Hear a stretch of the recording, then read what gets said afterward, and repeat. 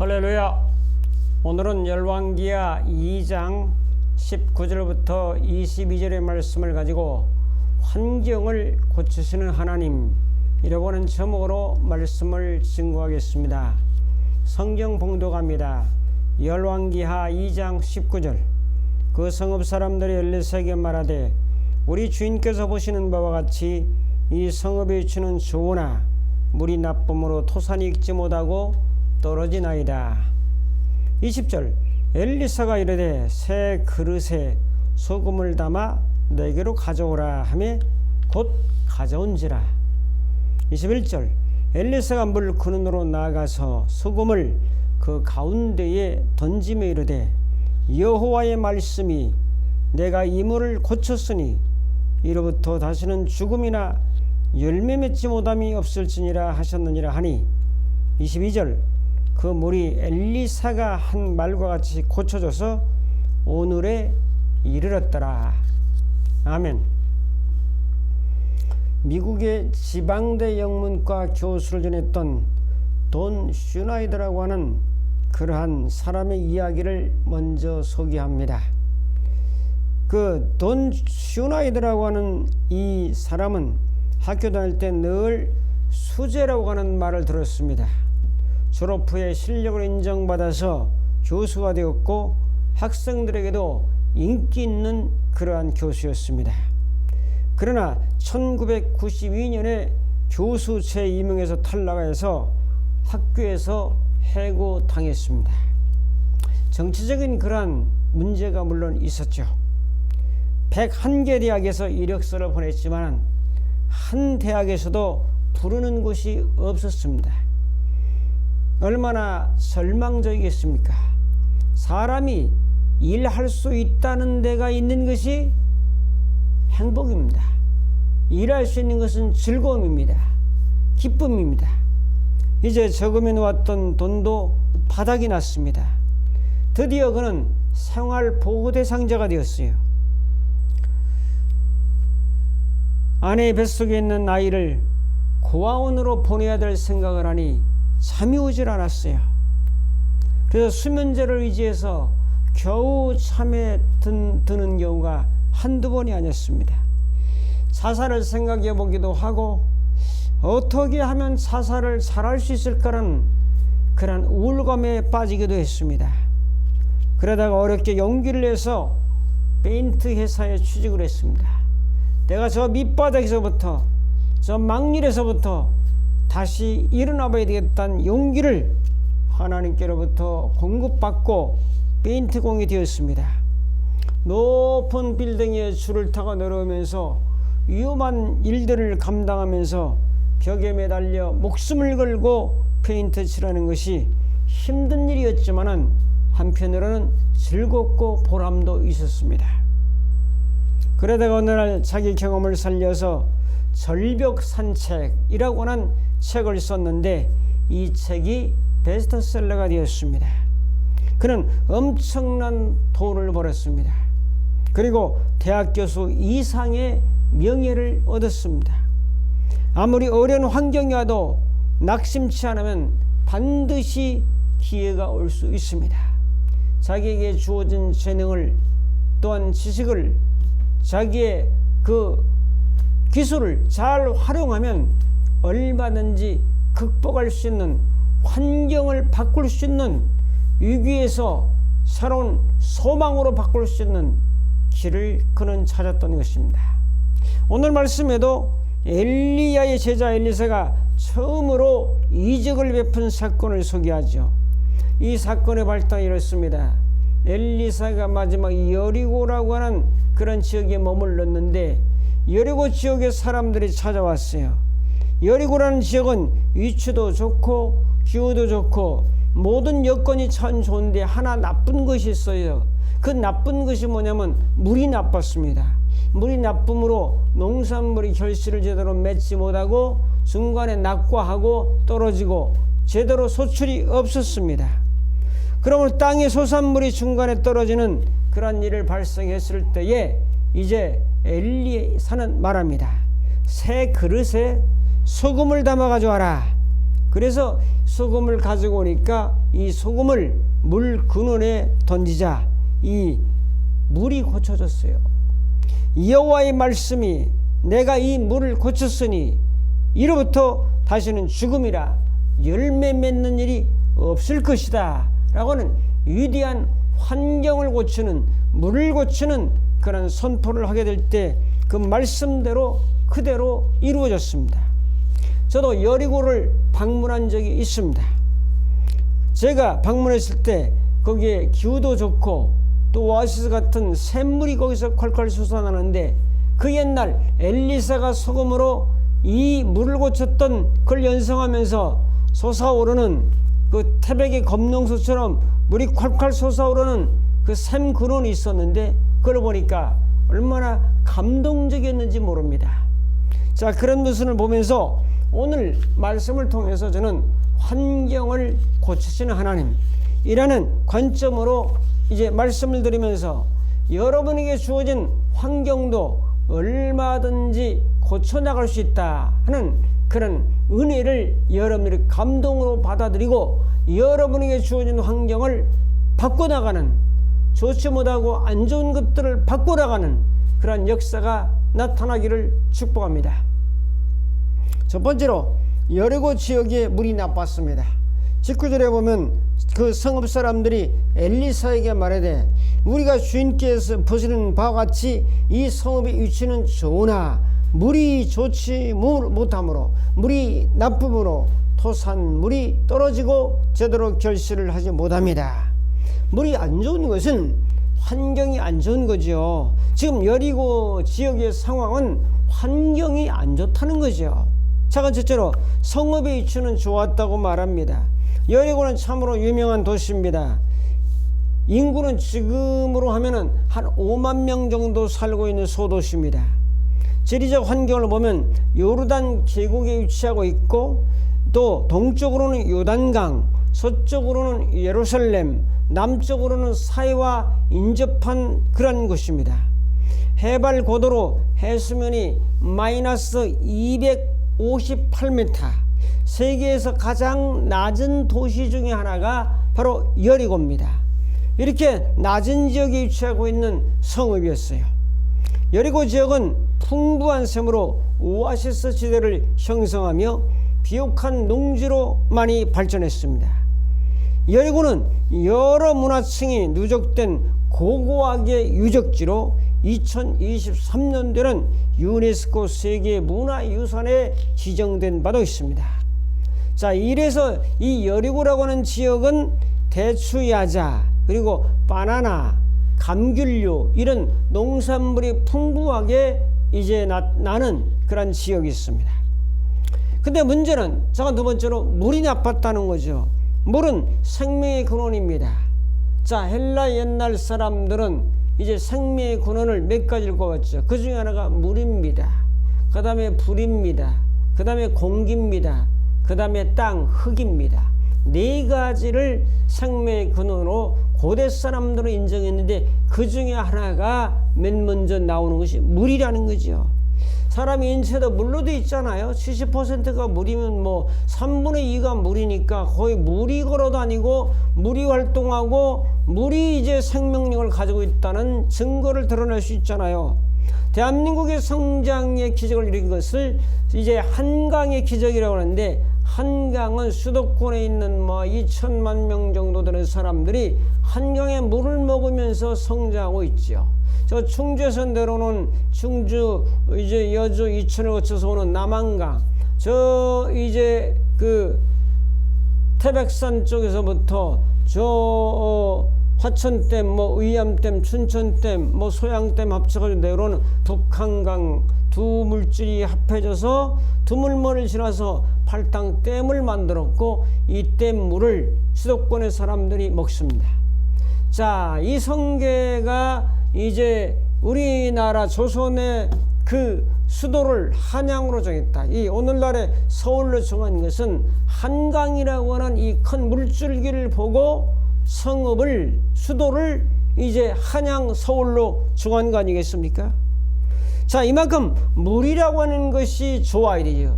물이 나빴다. 여리고의 물이 나빴다는 것은 이제 큰 문제죠. 에덴 동산에서도 네 강이 흐르지 않았습니까?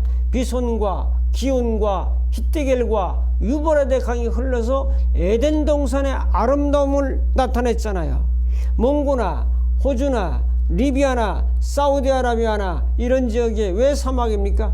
물이 없으므로 사막이 되는 거죠. 1년에 비가 와봐야 10mm에서 20mm 정도밖에 안 오니까 그게 사막이 되는 것이고, 비옥한 땅이 될 수 있음에도 불구하고 물이 없으므로 사막이 되는 거 아니겠습니까? 자, 그런 면에서 예수님이 생명수다. 예수님이 생명수인데 이 예수님이 내 안에 거하지 못하면 내 마음이 사막화가 될 수밖에 없는 것이죠. 생명수 되신 예수님이 내 안에 거하심으로 말미암아 그 배에서 생수의 강이 흘러나리라고 요한복음 4장 14절에 말씀하잖아요. 자, 사람은 어머니의 그 뱃속 양수라고 하는 그 물에 떠다니면서 살다가 결국 몸 밖으로 나오잖아요. 처음에 시작을 물에 떠다니는, 물과 더불어 살았던 존재가 바로 사람입니다. 모유를 먹는 것도 물 먹는 거죠. 매일매일의 삶이 물을 먹으면 살고 모든 영양소가 물속에 포함되어 있는 거죠. 자, 예수님은 바로 생명수, 인생을 고치는데도 바로 생명수, 물을 고쳐야 된다는 것은 예수님의 물이 들어올 때에 우리가 고쳐줄 수 있는 거 아니겠습니까? 자, 물이 중요해서 약수를 배달하다 먹고 생수 배달해서 먹고 사는 시대 속에 우리가 살고 있는 것은 그만큼 물이 중요하다는 것을 반증하고 있는 것입니다. 자, 그럼 세 번째로 토산이 익지 못하고 떨어졌어요. 자, 성읍의 위치는 좋았지만 이제 물이 나빴죠. 결과는 토산이 익지 못하고 떨어진 거죠. 토산은 그 지역에서 나는 농산물을 가리켜서 토산이다 이렇게 말하죠.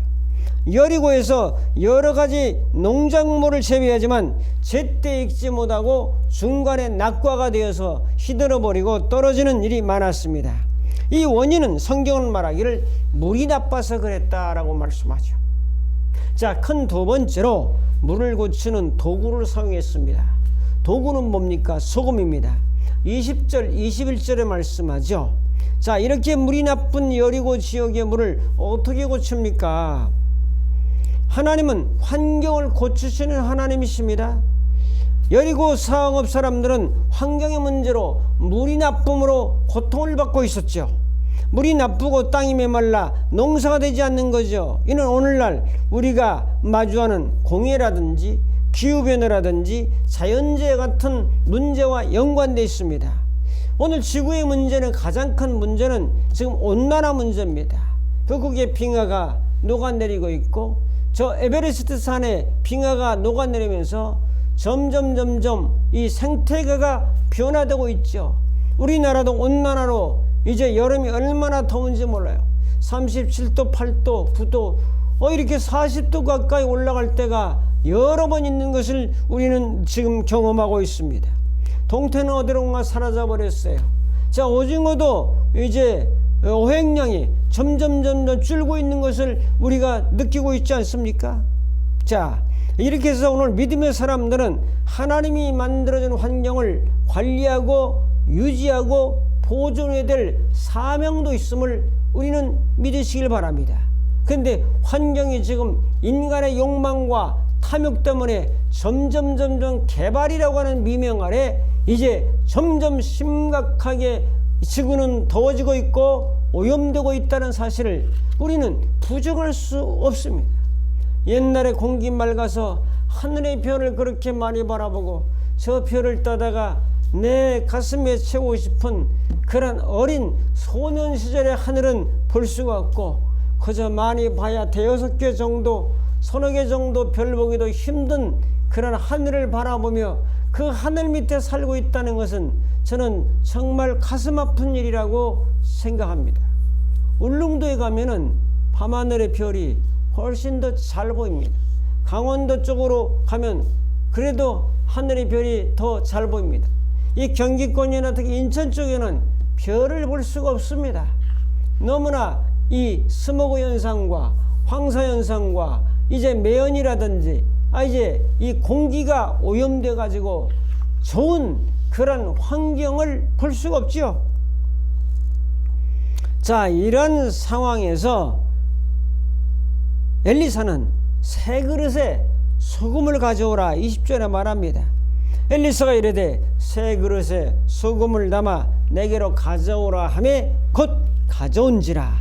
새 그릇은 정결함과 새 아무것도 안 해서 처음이잖아요. 새 시작을 상징합니다. 새 그릇은 아무것도 사용하지 않은 깨끗한 그릇을 의미합니다. 부정하거나 더러움에 물든 과거, 여리고 저주받은 땅을 씻어내고 새로운 정결함으로 하나님의 능력을 드러낼 준비된 그릇이 바로 새 그릇이기 때문에 새 그릇에 소금을 담아와라. 새 그릇은 하나님의 새로운 역사를 일으키는 도구입니다. 엘리사는 엘리야의 후계자로 처음으로 일으키는 이적을 여리고서 행하고 있습니다. 새 그릇은 이전과 다른 하나님의 새 일을 의미하기도 합니다. 이전 어떤 기구나 방식으로 해결되지 않았던 문제를 하나님이 새로운 방식으로 해결함을 보여주고 있습니다. 자, 사람도 도구입니다. 사람도 준비해야 되죠. 새 그릇은 하나님의 새로운 사명을 감당할 새 사람, 정결하고 준비된 사람을 사용하시는 것을 보게 됩니다. 우리 각자도 하나님의 그릇으로 쓰임받기 위한 새 그릇으로 준비되어야 된다. 근데 오늘 우리는 예수 그리스도로 말미암아 새 그릇이 되었다라고 말씀하니 얼마나 감사합니까? 여러분과 저는 헌 그릇이 아니라 옛 그릇이 아니라 새 그릇이라고 말씀하는 이 자부심과 긍지와 믿음을 가지고 살아야 될 줄로 믿습니다. 고린도서 5장 17절에 말씀하죠. 누구든지 그리스도 안에 있으면 새로운 피조물이라 이전 것은 지나갔으니 보라 새 것이 되었도다라고 말씀하죠. 우리는 새 것입니다. 그릇으로 하면 새 그릇입니다. 디모데후서 2장 21절에도 그러므로 누구든지 이런 것에서 자기를 깨끗하게 하면 귀한 그릇이 된다라고 말씀하고 있습니다. 여러분과 저는 그릇입니다. 엘리사가 소금을 담아오라고 하는 그 그릇도 새 그릇에 담아오라고 말씀한 의미가 있습니다. 자, 두 번째로 물고는에 뭘 던졌죠? 소금을 던졌습니다. 왜 소금이 물을 고치나? 소금도 물을 고칩니다, 여러분. 소금엔 여러 가지 무기질이 많이 포함돼서 천일염을 여러분들이 드시면 건강에 많은 유익을 주고 제가 늘 말씀하는 0.9%의 천일염의 들은 이 간기를 드시면은 여러분이 건강에도 많이 도움이 된다는 사실을 누차에 걸쳐 강조하는데 참 놀랍게도 오늘 엘리사는 여리고라고 하는 물이 나쁜 지역에 소금을 넣음으로 말미암아 이제 고쳐진다고는 우리 몸이 이제 물로 되어 있지 않습니까? 3분의 2가 거기에 좋은 양질의 소금을 넣고 할 때에 우리 몸의 건강도 더 좋아질 수 있다는 사실을 이 성경적인 근거를 통해서 살펴보게 됩니다. 자, 소금의 성분을 살펴봅니다. 자, 나트륨이 있어요. 소금의 가장 주성분인 인체의 수분 균형, 신경 전달, 그리고 근육 숙성에 필수적입니다. 이 나트륨이. 그 다음 염소가 있죠. 나트륨과 함께 염화나트륨을 구성해서 위산에 필요하고 소화 과정에 관여하는 것이 바로 염소입니다. 자, 그 다음에 칼륨이 있죠. 일부 천연소금에 있는데 이제 나트륨과 전해질의 균형 유지를 해주고 혈압을 조절하는 데 도움을 주는 것이 칼륨입니다. 이런 것들이 천일염 소금에 있는 거죠. 자, 네 번째로 칼슘이 있어요. 천일염이나 암염에는 미량으로 포함되는 뼈 건강에 도움이 되고 또한 신경 전달, 혈액 응고의 생리작용에 필수적인 이제 칼슘이 들어 있습니다. 다섯 번째로 마그네슘이 들어 있어요. 근육이완과 심장 건강과 에너지 대사에 중요한 마그네슘도 소금에 있죠. 여섯 번째로 철이나 아연이나 구리나 망간이나 이런 미량 원소들이 천일염 소금에 들어있는 거죠. 자연산 소금이나 가공되지 않은 소금의 극미량, 산화방지, 면역기능, 호르몬 조절에 관여하는 것이 바로 소금입니다. 그러므로 여러분 너무나 싱겁게 드시면 그 사람 쓰러집니다. 그 경우를 우리 교우들의 몇 사람의 예를 들어서 이미 말씀을 드렸습니다.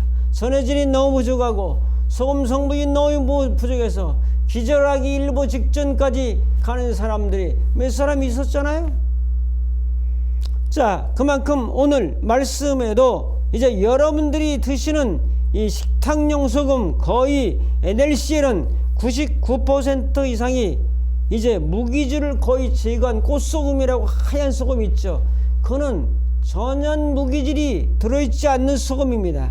그러므로 여러분들의 신안 앞바다에 천일염을 몇 포 사서 다 간수를 빼고 그 아주 뽀송뽀송한 그 소금을 드시면 오늘 성경 말씀처럼 물을 고치고 몸이 물 아니에요. 몸을 고치고 그러지 않겠습니까 여러분?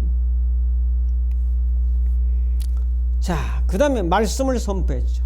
자, 소금만 갖다 뿌리면 뭐합니까? 새 그릇만 가져오면 뭐하겠어요? 거기에는 반드시 말씀이 동반돼야 되죠. 말씀을 선포했어요. 자, 뭐라고? 여호와의 말씀이 내가 이 물을 고쳤으니 이로부터 다시는 죽음이나 열매 맺지 못함이 없을지로다.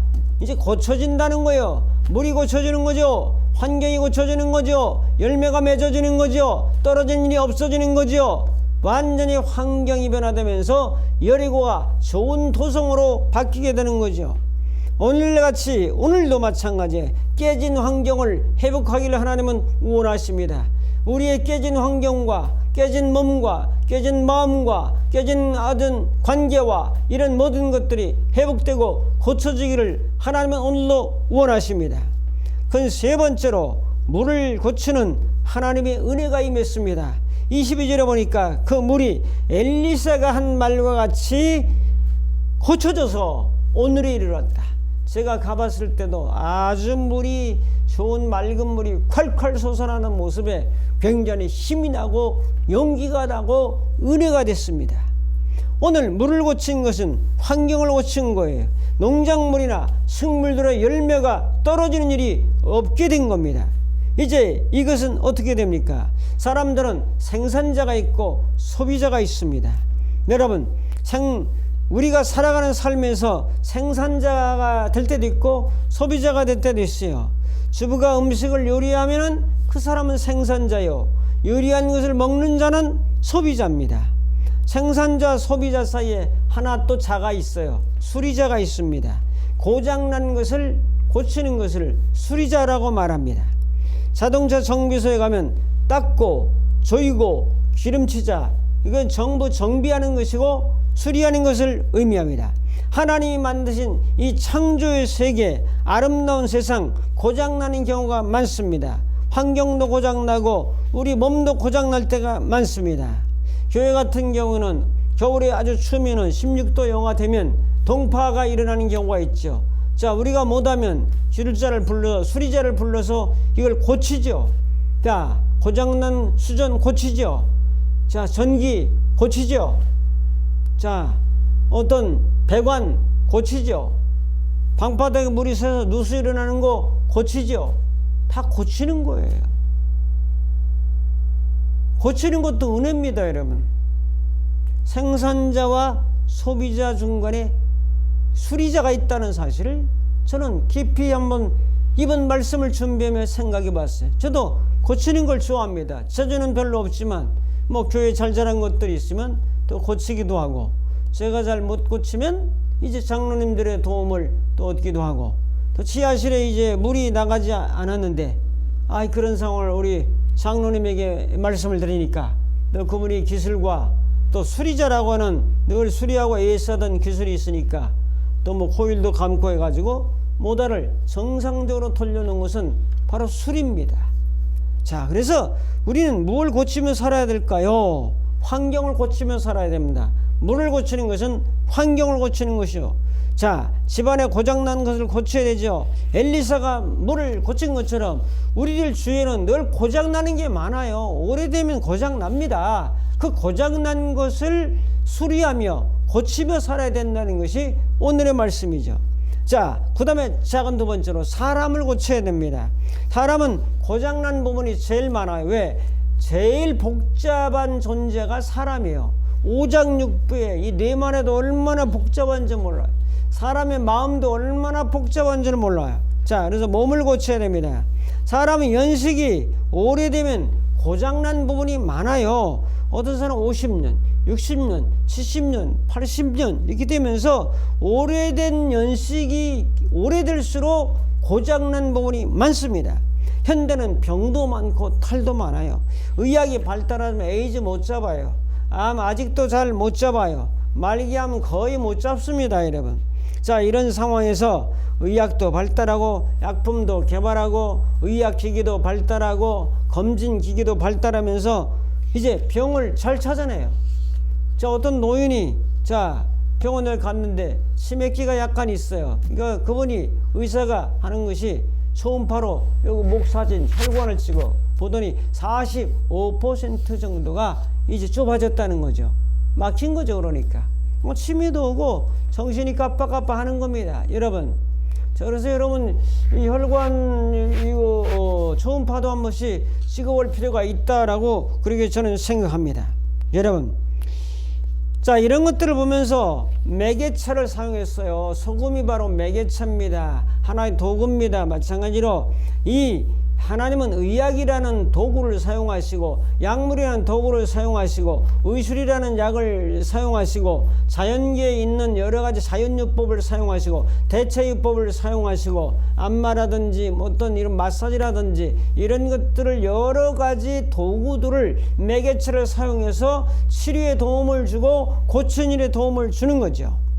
그래서 몸도 고쳐야 되죠. 하나님은 오병이어 보리떡 5개와 물고기 2마리라고 하는 도구로 이걸 매개체로 해서 5,000명이 먹는 역사를 일으킨 거죠. 물을 고치는데 소금이라는 매개체로 고친 거죠. 이 세상의 모든 존재하는 것들은 여러분을 고치는 매개체로 활용할 수가 있는 거죠. 병원도 매개체겠죠, 여러분. 여러분이 가지고 있는 도구가 다 매개체로 있는 거죠. 그 다음에 뭘 고쳐야 될까요? 마음을 고쳐야 됩니다. 마음이 왜곡된 부분이 많아요. 우리가 알고 있는 지식도 잘못된 게 많고, 특별히 삐뚤어진 감정, 부정적인 감정, 어두운 감정, 우울해진 감정, 또 한 곳으로 너무 편향된 감정, 자, 이런 게 많아요. 이런 것들은 애로운 감정, 수치심의 감정, 자아가 너무 강한 감정, 불신의 감정, 회귀성 한번 틀어지면 안 돌아오는 게 있어요. 이건 회귀성이 부족한 결정적인 이제 뭔가 고장난 거예요, 여러분. 자, 그래서 이런 것들은 고쳐야 돼요. 고쳐야 돼. 자, 어떻게 고칠까요? 뭐가 도구가 있을까요? 자, 일반적으로는 상담입니다. 두 번째 가는 건 신경정신과를 갑니다. 세 번째가 하나님의 은혜입니다. 자, 여러분 병원을 가는 건 여러분의 소관이고 여러분의 선택이기 때문에 상담 받을 수 있는 상담도 받고 병원의 약물의 도움을 얻을 수 있는 것이 있다면 도움도 얻을 수 있겠죠. 그러나 저는 의사가 아니기 때문에 하나님의 은혜를 소개하는 거죠. 하나님의 은혜는 어떻습니까? 하나님의 은혜는 4가지요. 성경에서 주시는 하나님의 말씀의 은혜를 받으면 됩니다. 말씀을 읽고 깊이 짜고 생각하고 묵상하면 거기서 주시는 감동의 언어가 있어요. 그 다음에 기도해 주시는 임재에 들어가면 됩니다. 기도 속에 들어가야 되죠. 기도 임재에 들어가면 주님이 주시는 힘과 능력과 또한 감동의 말씀이 있어요. 세 번째는 뭐예요? 찬양에서 주시는 은혜를 받으면 됩니다. 찬양을 들어야 되죠. 찬양을 불러야 되죠. 찬양의 가사를 묵상하면서 그 멜로디나 거기서 오는 파동과 거기서 오는 은혜들을 느끼게 되면 하나님이 우리의 마음을 고쳐주시는 거예요. 그 다음에 자연에서 주시는 은혜가 있어요. 산에 가고 들에 가고 바다를 보고 강물을 보고 하면서 힐링 효과가, 치유 효과가 많이 일어납니다. 이 정신적인 세계에서도 자연과 더불어 가까이 하면 많이 회복이 됩니다, 여러분. 그래서 마음이 우울하고 답답하면 자연에 가서 산에 가서 그들과 이야기하고 꽃과 이야기하고 그 풀잎을 바라보면서 나태준 시인의 말처럼 자세히 보면서 신비에 감탄하고 그 아름다움에 그 색깔에 감동과 감화를 받으면서 많이 치유됩니다. 자, 세 번째로 영을 고쳐야 된다. 영을 고치는 것은 예수 그리스도를 구주로 영접하고 예수님의 십자가의 죽으심과 부활을 믿고 하게 되면 우리 영이 죽었던 영이 살아납니다. 제사함을 받습니다. 생명을 받습니다. 또 영원한 영생을 받습니다. 천국을 받습니다. 자, 얼마나 좋습니까, 여러분? 자, 영적으로 고침을 받는 거. 자, 믿지 않는 불신에서 이제 신앙으로, 어둠에서 빛으로, 이 땅에서 하늘로, 마귀에서 예수님으로 바꾸는 이런 모든 것은 영적으로 고쳐지는 삶입니다. 자, 오늘 말씀 결단하고 적용합니다. 새 물이 흐르는 삶을 살아갑시다. 이제 물이 나빴잖아요. 환경이 나빴잖아요. 거기다 도구를 사용해야 돼요. 소금을 넣어야 돼요. 여러분, 여러분이 고장난 것은 여러분들이 고쳐야 됩니다. 자, 하나님은 여러분을 고치도록 은혜를 주십니다. 고장난 몸, 고장난 감정, 고장난 영, 고장난 환경, 고장난 건물, 고장난 어떤 생활 습관은 고쳐야 돼요. 고쳐요. 그래서 여러분들은 생산자, 그 다음에 소비자, 그 다음에 뭐예요? 수리자까지 하셔야 돼요. 수리자.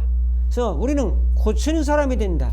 사람도 고치고, 환경도 고치고, 잘못된 거 고치고, 물이 나쁜 거 고치고, 고칠 때 하나님의 놀라운 은혜가 이 창조 세계에 나타나고, 피조 세계에 나타나고, 여러분 환경에 나타나고, 여러분의 심령에 나타나게 되는 이 고치는 수리자, 고치는 자가 되자라고는 그런 결단을 가지고, 뭐 고칠 거 있으면 고치시고, 못 고치면 더 잘 고치는 사람한테 의뢰해서 고치고, AS센터에서 고치고 하는 것처럼 여러분의 심령과 마음과 감성들을, 잘못된 습관들을 고치면서 여러분 믿음의 승리자로 살아갈 수 있기를 주님의 이름으로 축복합니다. 기도하겠습니다. 환경을 고치며 살게 하옵소서. 잘못된 것들을 하나님의 은혜로 수리하며 살게 하옵소서. 그대로 방치하여 더 큰 어려움을 겪지 말고 몸도 고치고 마음도 고치고 환경도 고치고 관계도 고치고 모든 것들을 잘 고쳐서 하나님의 은혜로 승리하며 또 온전하게 살아갈 수 있는 저희들의 삶으로 인도해 줄 것을 믿고 예수님의 이름으로 기도합나이다.